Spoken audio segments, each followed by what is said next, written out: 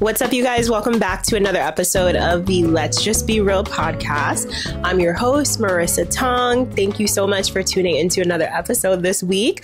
I'm so happy to be joined by another guest this week, the beautiful Miss Rosa. Hi, everybody. I'm so happy to be here. Thank you for having me. Thank you for coming on the show. Thank you so much. Of course. Yes.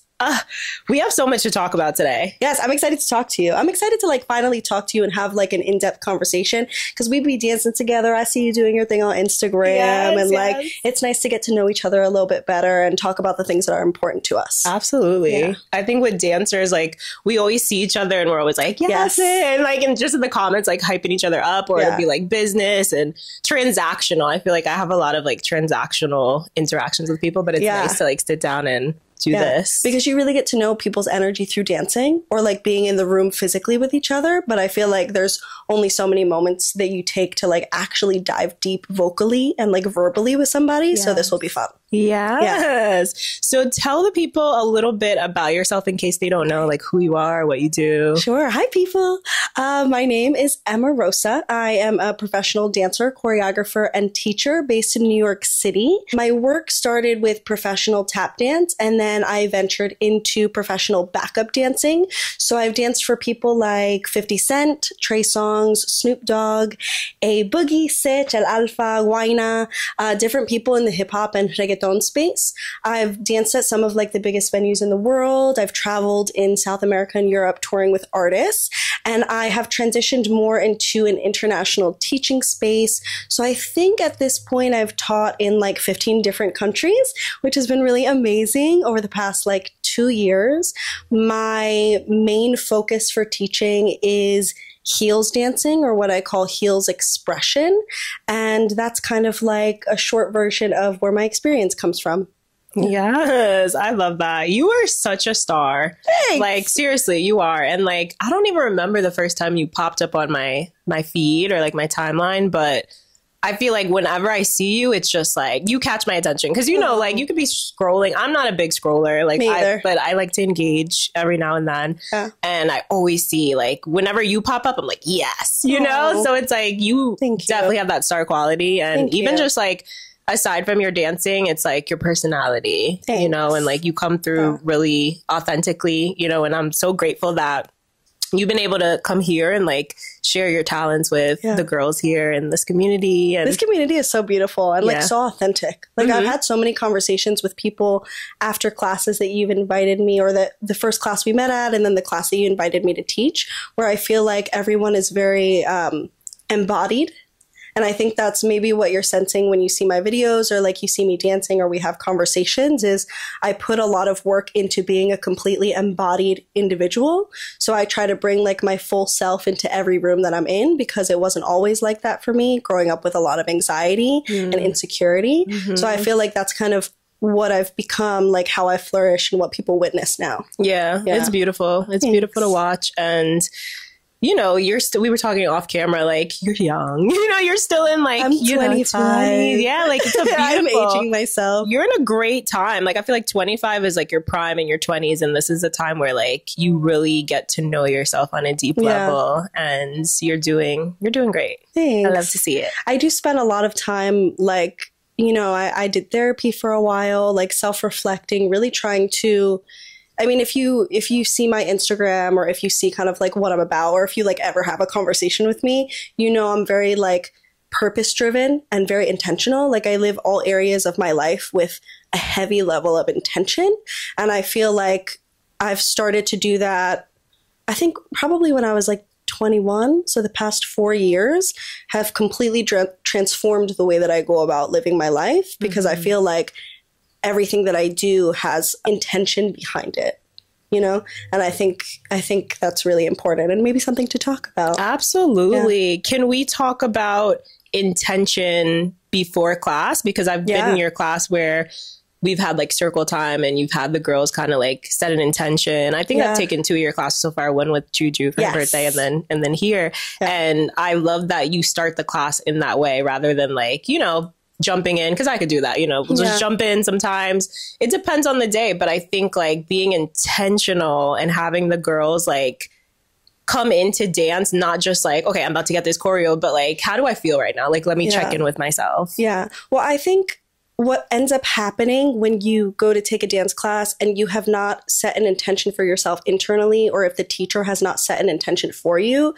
is you go into the class inadvertently or subconsciously creating this intention of perfection, because that's what we're really trying to, on the surface, accomplish in dance classes, even though that's not possible. But I think that's what we as dancers, because we're so hungry to be able to like dance and dance the way that we envision ourselves dancing as our like best selves, and like potentially book those jobs, is like this kind of false idea of perfection. And I think when we either internally or me as the teacher, like externally set that intention for the class, it allows us to minimize the anxiety that you feel as at this false idea of perfection, and just focus on accomplishing one task, which could be getting to know yourself deeper, or like getting more in touch with your body, or whatever it might be, to again, like bringing us back to the idea of being embodied. Like create a more embodied dance individual for ourselves, so that you can move forward actually enjoying what you're doing and growing at the same time. Exactly. Yeah. That's so important. I love that.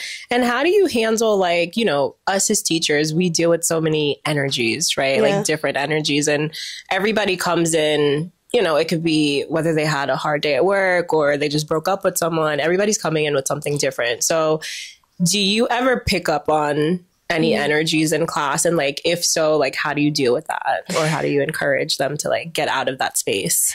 It's really interesting, because I feel like as I grow as a person, or as I get older, like I grew up in a house that was somewhere between agnostic and atheist, actually. So like we did not go to any kind of like religious facility. Like we didn't go to church. We didn't pray. We didn't do anything like that. My family was like very intellectualizing of like everything. We would sit at like the dinner table and have like intellectual debates. Like that's my family. Yeah. And I love my family, but it didn't really feel like I had space to explore kind of spirituality.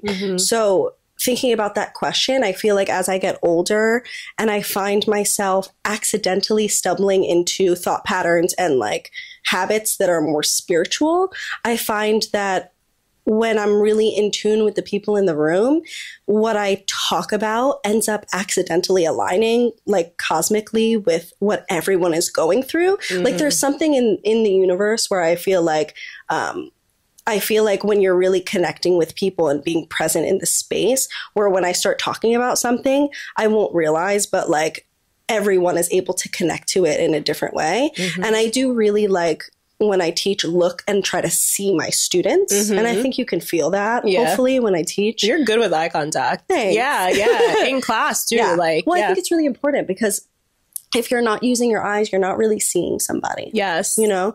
And I've had to train myself into that, because I used to be really shy. Yeah. And so when I'm teaching, I really try to make eye contact with everyone in the room to see like where they're at, and to feel how they're energetically reacting to what I'm saying. Yeah. Because if I feel like one person, and this happens a lot, if someone's tearing up, I do get like a lot of like cathartic tears in my classes, which I think are really beautiful. Yeah. Or if I feel like someone's like having a verbal or like physical reaction to something that I'm saying, then I'll go with that, because it seems like that's what we need to talk about for the moment. Yeah. You know, so I'll come in with an idea of what I'm going to talk about to set the intention, but it does change depending on the energy that I feel in the room. And I feel like because I am like really connecting with people through our energy and through our eyes, I'm able to pick up on the nuances of like how people are feeling if they allow themselves to be vulnerable. Yes. Yeah. And that's important, I think, if you guys are watching this and you're dancers, and you probably are watching this as a dancer.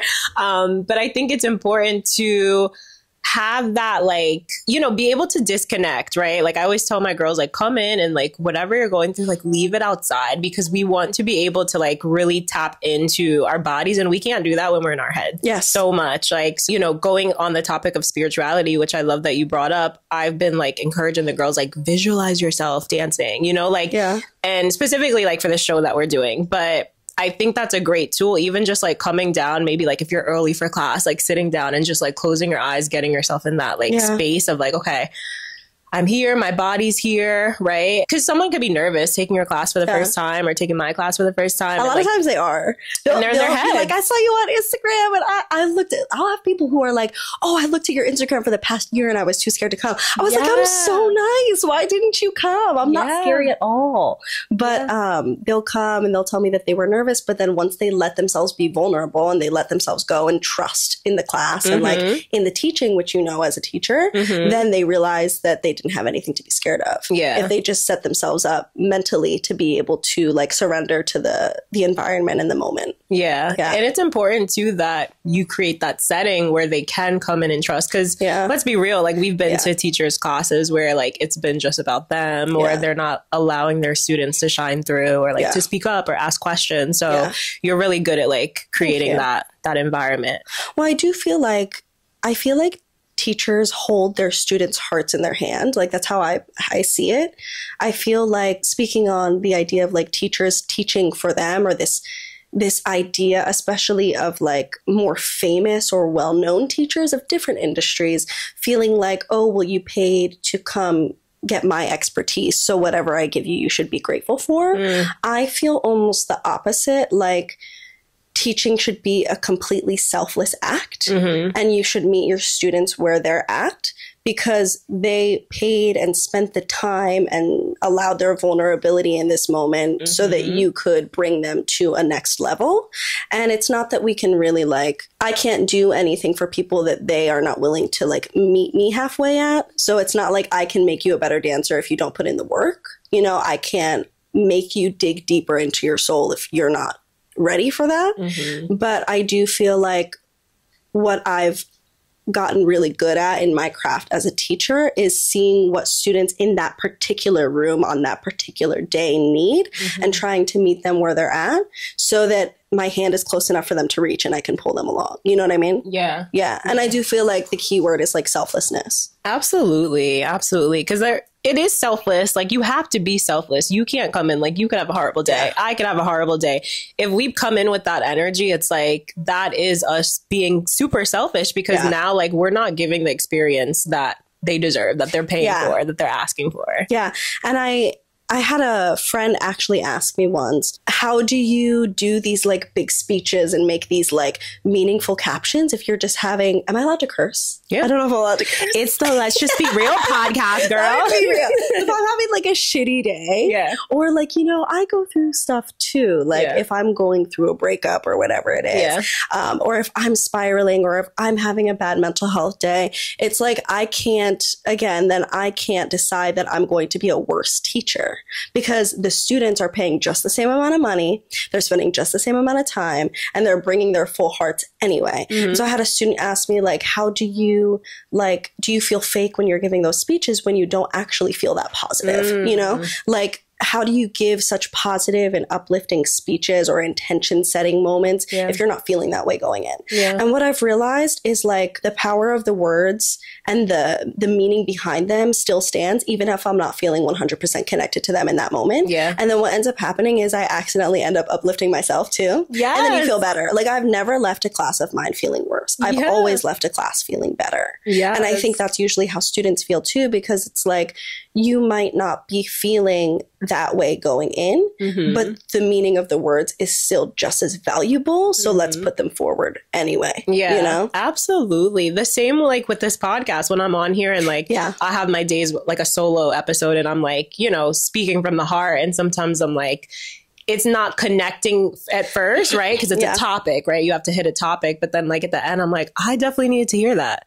So it's the same for us. Like, when you are speaking from your heart, I think like that matters more than just like reciting some words. So you're stepping like into your better self. Like, I feel like everyone has like worlds of different versions of themselves inside of themselves. So like, when you get into the space where you have to pull up, it's like you're pulling up into the better version of yourself, even if you started in a worse place. And so it's not that you're being fake. It's just that you are pushing yourself into a better space that you might not have gotten into naturally, which is also reminds me of something that you said earlier, which is, I had this thought when you were talking earlier about your students visualizing for this performance. I was thinking about this idea that I talk about frequently in class, which is like, we often wait until we feel confident to to portray that confidence outwardly, physically and emotionally.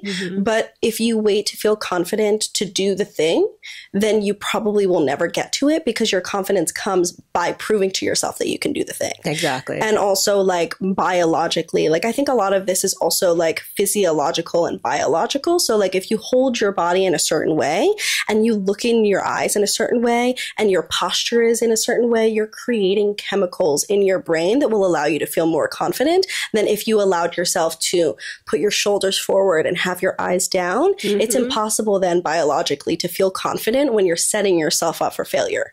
So it's like making sure that you push yourself a little bit more so that you can feel authentic about it. So it might not feel perfect at first, but you push through so that you can create an authentic experience. Yeah. And I feel like that's where the whole term, like, fake it till you make it comes. You know, it's like, you are kind of, at first it is going to feel like you're faking it, but it's like you said, you have to be able to feel that in your body.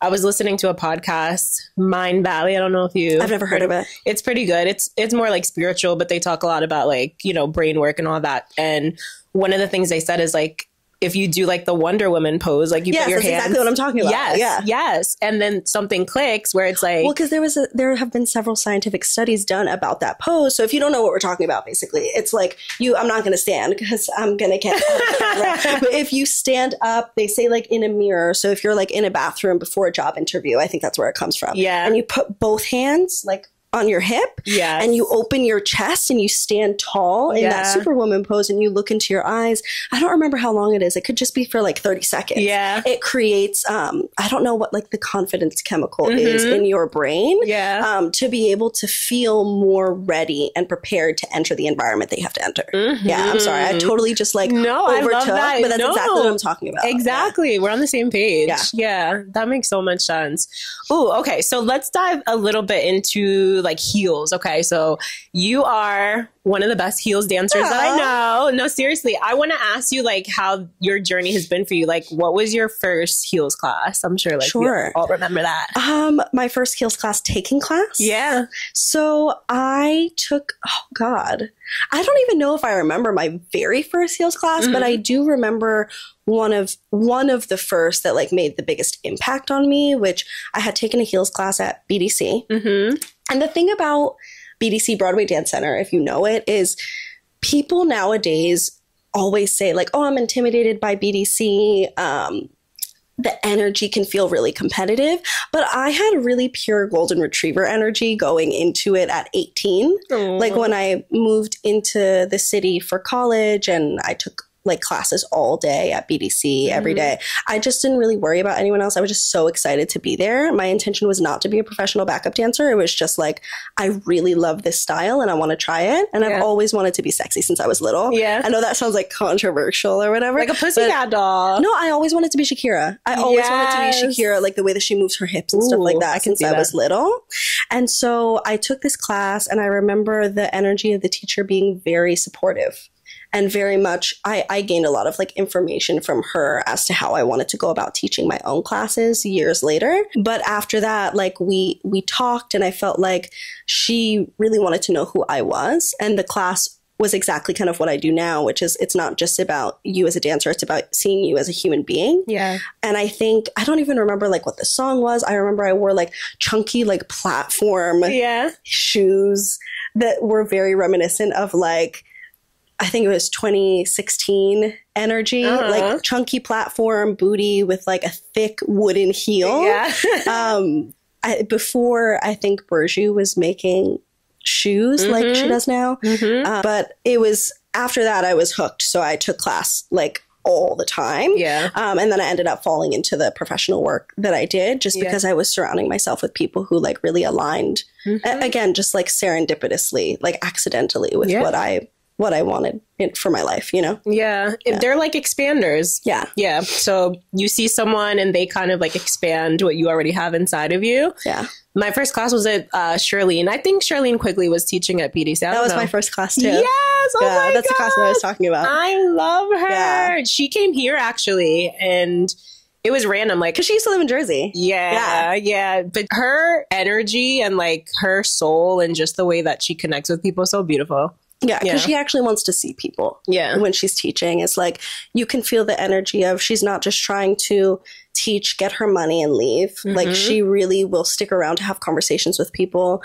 She'll make sure that she's tuning into their energy and meeting them where they're at. Yeah. Amazing. And then, like, what year did you start teaching heels? Okay, so with her, I actually assisted her for several years. And then it was because of her that I started teaching, because I had already been teaching tap classes, mostly for kids, and like hip hop classes for kids. So I had an idea of how to teach. I wasn't like going into it cold, but I had never taught a heels class. And so she was going to Europe to do a teaching tour, and she asked me if I wanted to sub for her at Ailey Extension. So my first class ever teaching was at like 19 or 20 years old, probably like 20, at Ailey Extension. That's amazing. Which is like such a, like, it's just, I wasn't going to say no to her. Yeah. I was like, I'll do whatever you want. I'll like, you take the opportunity. I'm a yes person when it comes to like my work, especially at that age when like I was trying to build on my career when I didn't have a leg to stand on yet. So I didn't hesitate when she asked me. I was like, yeah, I'll do it. So I taught there, maybe just a couple of classes. And then from there,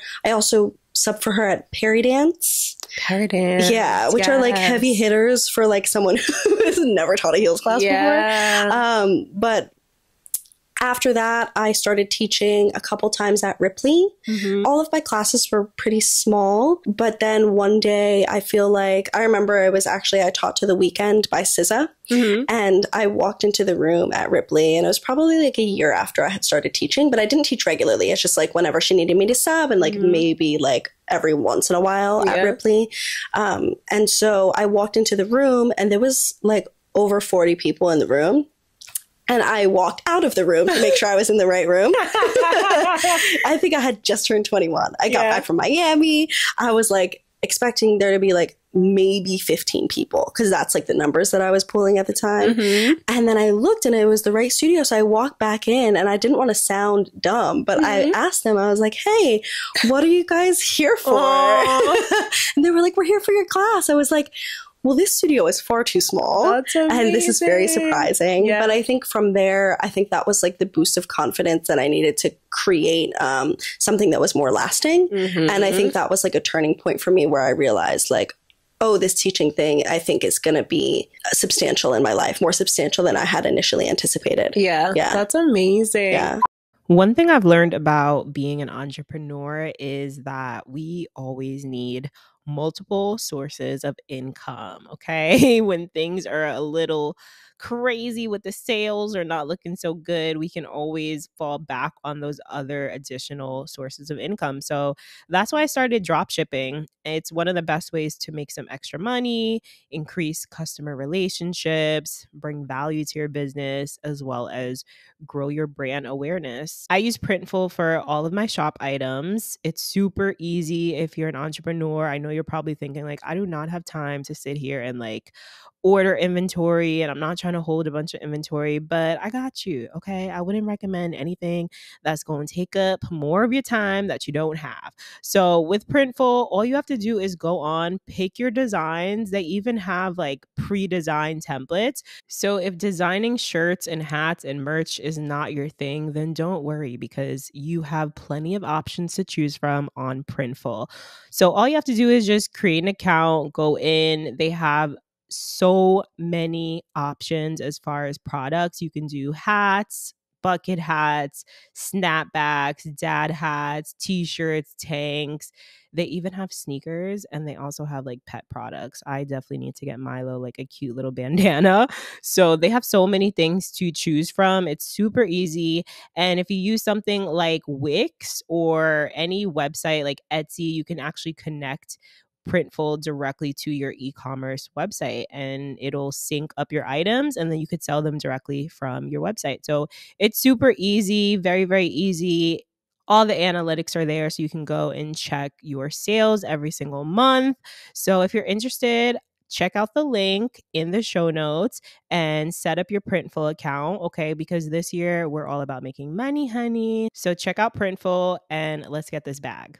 So with heels class, I feel like for me personally, and for some of the women that I know that take heels, it's a great way to express your feminine energy, right? And that sensuality, which not everybody's comfortable with. Like, I've definitely, I don't know if I've talked about it on the podcast, but like, my parents are very like conservative, religious. You know, my mom's definitely been like, you know, looking at me sideways for dancing in heels. So how do you deal with that? Or like, have you had any pushback or anybody like come at you for being overly sexual or anything like that? Yeah, I mean, the first thing that I'll say is what we had spoken about a little bit off camera. I come from a very sex positive household. So I think I know that I'm coming from a background of a little bit more emotional privilege in that way, of being able to see the beauty in sexuality without having ingrained in me the training that there is a certain way to be or not be. Like I have this funny story where like I got a hickey when I was in high school, and then I went to my dance studio. My dance teachers were like mortified that I had this hickey. And then I was so sad the whole rehearsal. And then my dad picked me up from rehearsal, and I got in the car and I was like crying. I was like looking straight forward because I was so embarrassed, and I had like a Band-Aid on, but it fell off. So like, it's just like right there. Not a Band-Aid. Like right there. Like my dad is like sitting right here. I'm just like, and he was like, "What's wrong?" And I was like, "You see it. You see it." And he was like, "Oh my God, it's fine. It's just a hickey." Right. Like he just did not give a fuck. Yeah. And I think in moments like that, I know that I come from like a house where like, it's sexuality is the most natural thing in the world. It's the reason why we're all here. I'm sorry if you didn't know, but your parents fucked. And so that's why you're here. Right. Exactly. And it's just as natural as like eating and breathing. Yeah. And I think because I came from that background, it was a little bit easier for me to make this jump. I think as I went into high school and college, it was confusing to make the transition for me from like talking about sex in a very destigmatized way in my house to like becoming a sexually active like young woman and realizing that I wouldn't be received in the same way by the people around me. So I've been through slut shaming heavily since I was between 15 and I guess now. I think not as much now because I don't carry myself with the kind of shame that I allowed in before. Right. Yeah. Because I think you can allow energies in and not allow energies in. So I think the way that I present myself with my sexuality is I'm more forthcoming with my sexuality online and in person now, but because of the way I present it with the kind of confidence and like security in myself, I don't feel like people come at me as much as they used to. So I think online, the major comments that I get are just from like random male accounts, but they're not like rude. They're just like thirsty. Yeah. Like literally like look at that ass. Emojis. And then I just have to delete those. And if it gets too much, I just block somebody. Yeah. I think the comments that I get from the community, particularly from the heels community of New York, are mostly things that I've heard secondhand. So sometimes I have to break down the things that I've heard from like gossip or like retellings from friends and remind myself that these are not things that I heard first person.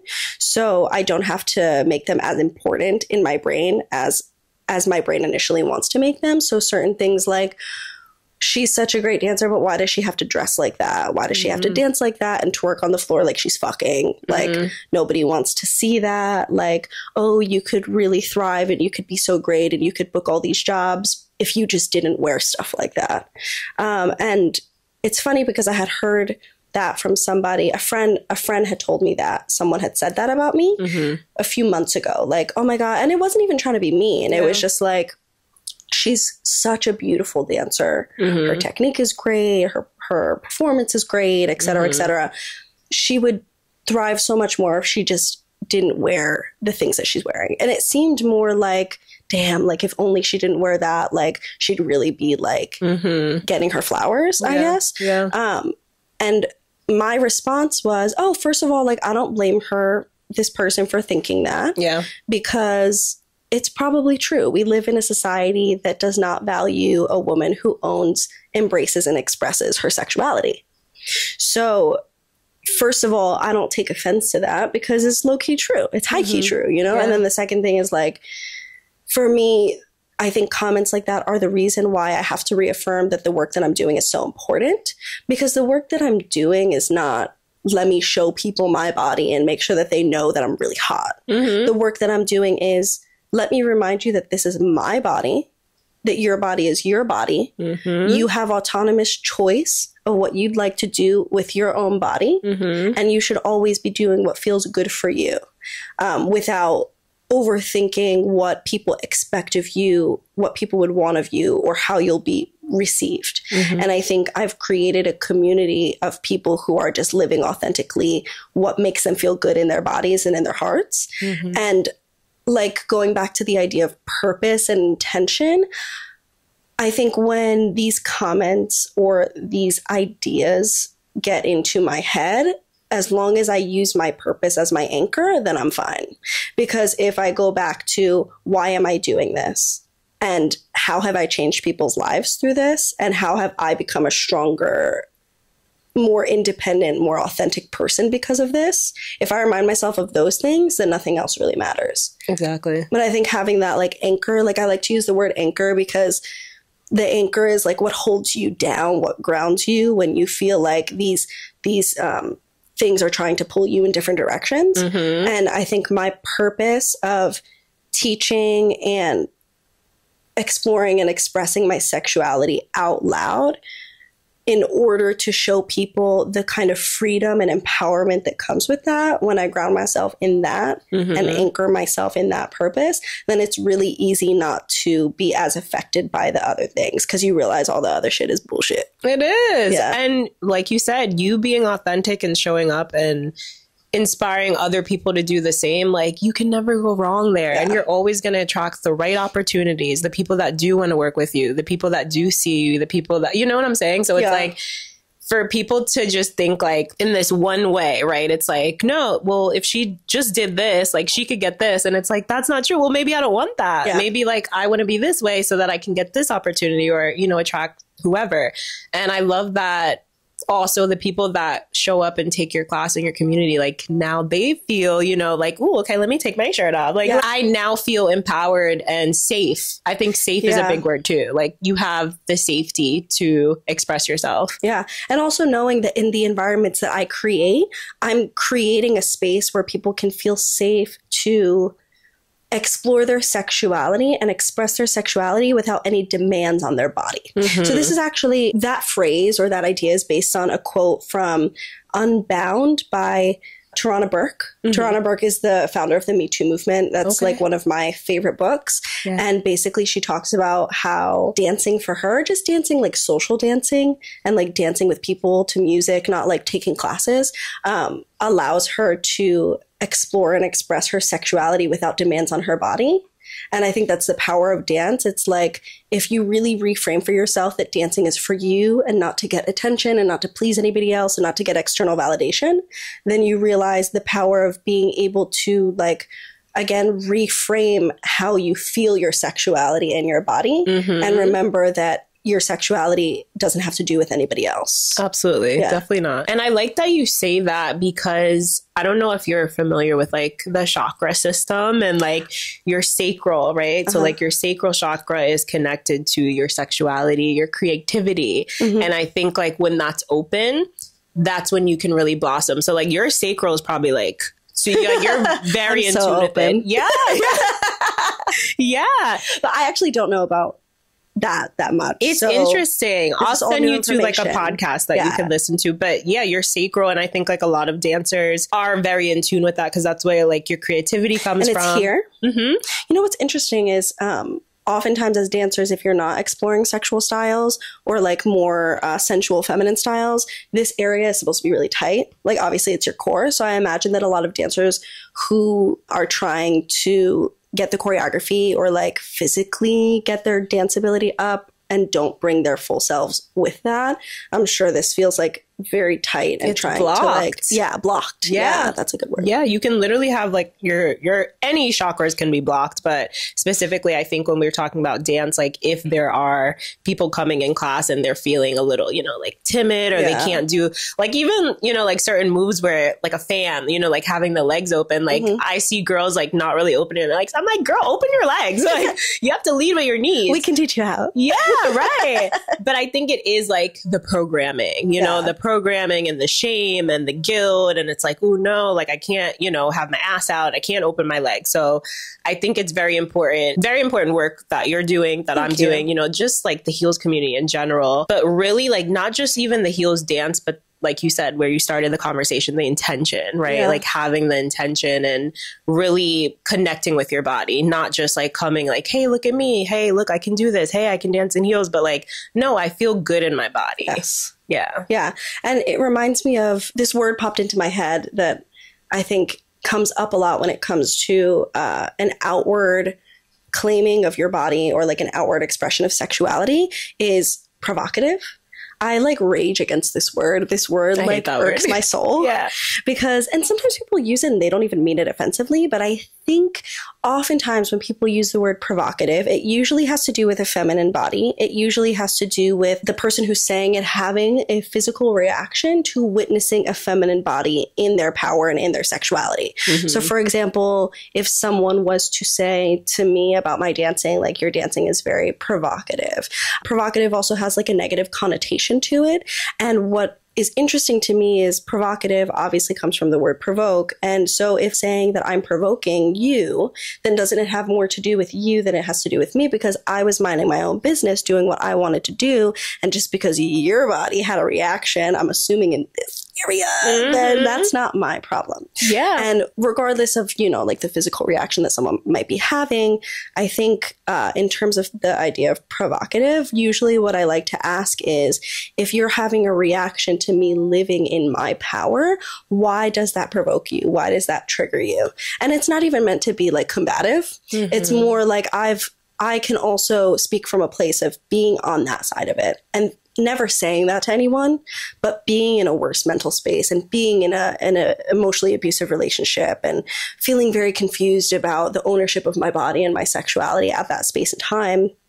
And thinking to myself when I watch these videos of other women, they're so amazing, but like, I get, why do you have to wear that? Mm-hmm. And these thoughts being in like a lesser, previous version of myself, and having stepped out of that version and done a lot of work to understand how to sit in my own power. Yeah. I ask that like, not in a way to argue with people, but in a way to like intrigue you to ask yourself, like, if you're having this reaction, instead of centering it around the person who gave you the reaction, maybe center it around yourself and ask yourself, why does it bother you? Mm-hmm. Why does it bother me when I watch people, particularly women or like feminine bodies, living in their power and their sexuality? Yeah. Yeah. And I think that can come from both sides, right? Men and women, right? Like, I feel like a lot of women could be triggered by watching women dance provocative. A lot of men can feel triggered in that way or try to control you in some type of way. So we're not just talking about, men in that way, but I think just everyone. And I think it really just comes down to your confidence and your level of security in yourself, like you said. Yeah. Because if you're secure in who you are, then what other people do with their time, if they're not hurting anyone, it won't bother you. Yeah. It has nothing to do with you. You look the other way. Yeah. And I think we all go through instances where like maybe something will, I know trigger is like an overused word, but maybe something will spark a feeling in us that someone else is doing, whether it's like jealousy, like career jealousy, or like discomfort with someone doing something that you didn't realize would spark that feeling in you. And I think it's all like an opportunity to learn about yourself. Yeah. And if you're just quiet in that feeling and sit with yourself and dig into why is it that I feel that way, I think those are like the most beautiful learning moments, because you don't learn things about yourself when you're comfortable. You learn things about yourself when you're uncomfortable. Yeah. Yeah. And envy can be good. I had mentioned that like on a previous episode, like envy, there's for sure a difference between like envy and jealousy. I think with envy, like envy's like, oh, I want that. Like I see something in her or him, or they that I really, really want for myself. And that's why I'm feeling like, envious. And that, I feel like that could spark motivation and creativity and for you to do better and to try something. So envy's not always bad. It's also a very natural human feeling. So it's not that you need to be upset with yourself for having that feeling.